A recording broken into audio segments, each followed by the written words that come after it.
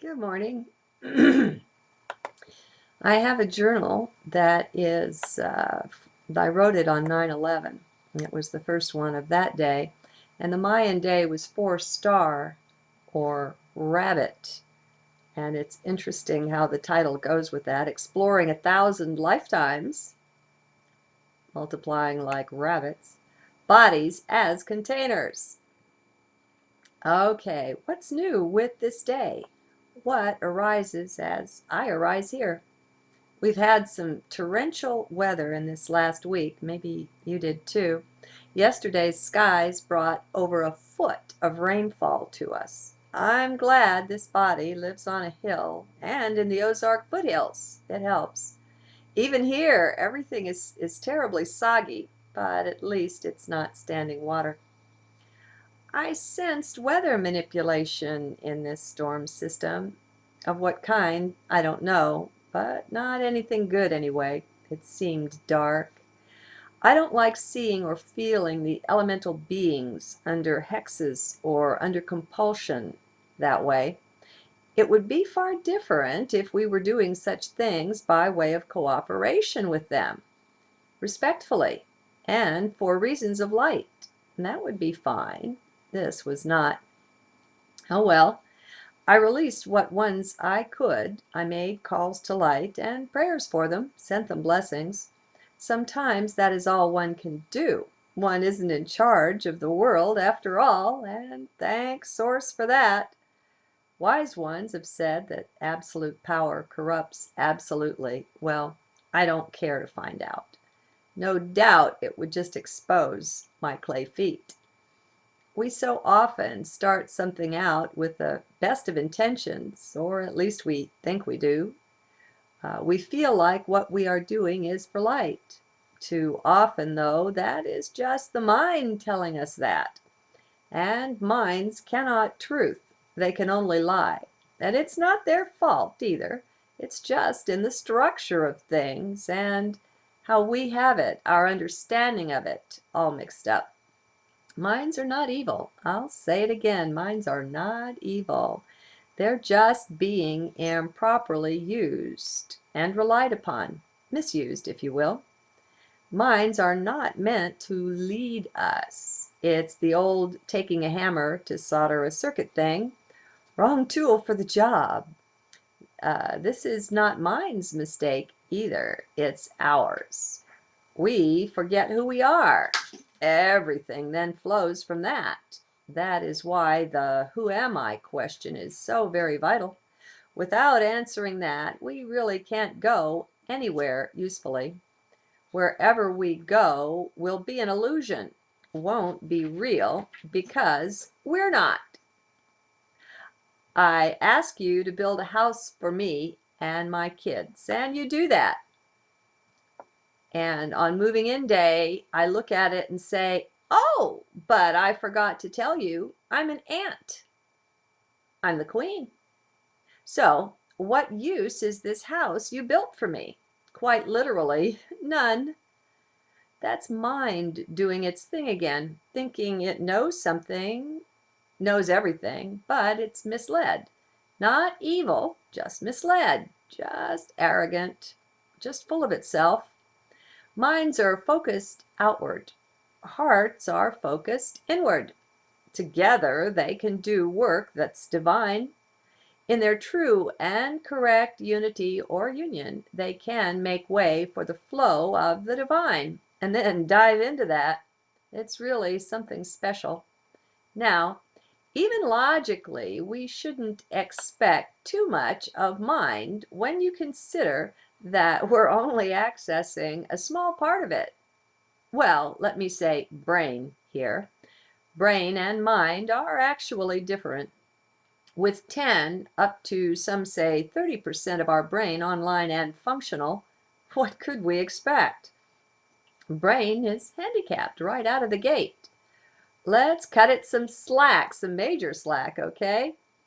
Remember, folks, these bodies with their brains and various parts are just the containers for us, for our energy to manifest here in 3D. We're not really 3D beings at all. That's why we require these DNA skin suits to operate here, to manifest, to play a part, to interact with people and be seen, be heard. That's a requirement. Gotta have it, as they say. If, however, we could stay in continual awareness of the higher self, even of the soul or of the essence part of our energy in these bodies, things would look much different to us. They really would.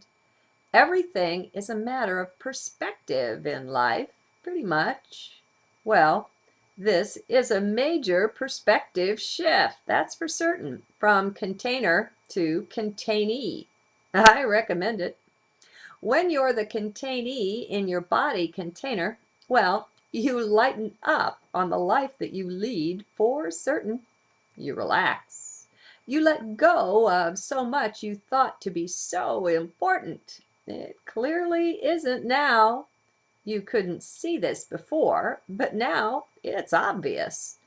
Everything shifts somehow. You can begin having fun again. You let go of the fear. Try this out. You live, let's say, in 1,000 bodies right now. Let's keep it simple. What bodies? Well, time being simultaneous, those are all of your incarnations. They're each one happening right this very minute. There are many neat things about this, admittedly, mental exercise. Yes, I'm aware that as we start out with it, that's what it is. We're just trying it on. Well, let's try it on then. Let's accept that in spite of any surface appearances, we recognize that even science has shown us that time is simultaneous. Did you know that, by the way, it's the practice of some subatomic particles to travel consistently backwards in time? The Tao of Physics book will acquaint you with this. Friedrich Capra. Be flexible with time. Let go of thinking you know what it is. All right. Now that we've let go of some of our restricting beliefs surrounding time, let's enter the awareness of those embodiments. Most of us know we've had them. We've had little experiences, remembrances, déjà vus, or even our dreams have shown us this. We've lived before, worn other bodies, other minds than this one. Let's be the containee of these bodies, okay?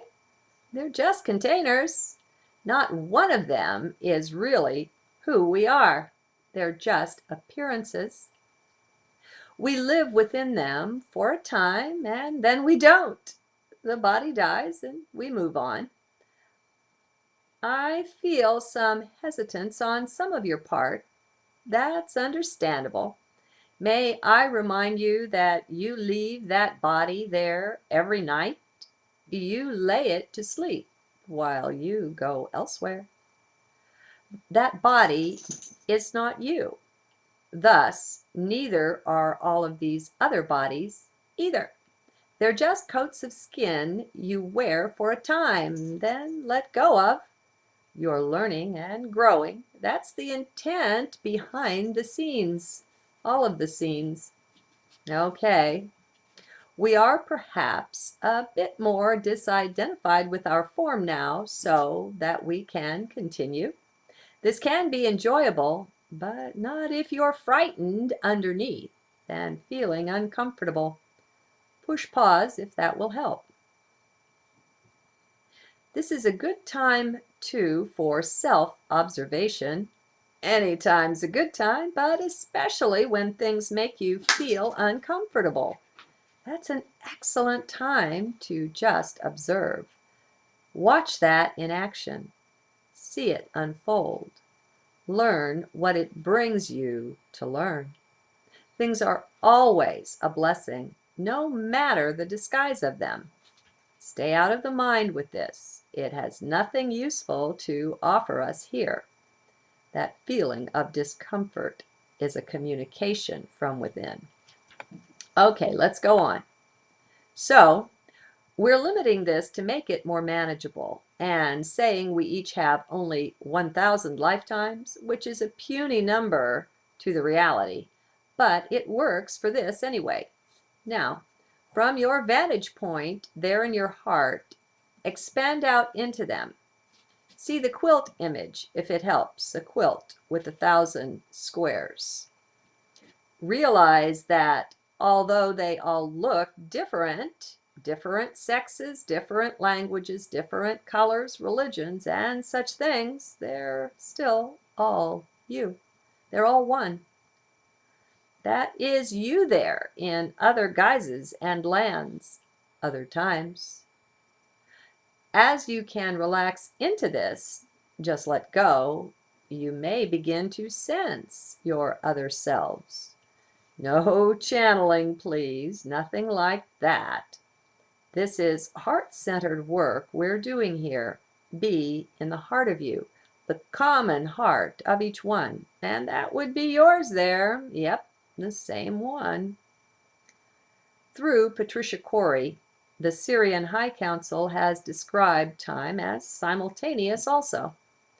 As for embodiments being all one and all now, they liken it to a large lake. Being quite large, some areas of it are cloud-covered or in fog, some shores so distant we don't see them. One cannot see the whole thing at once. The various lifetimes, they say, are like diving into the same lake, but from different parts of it.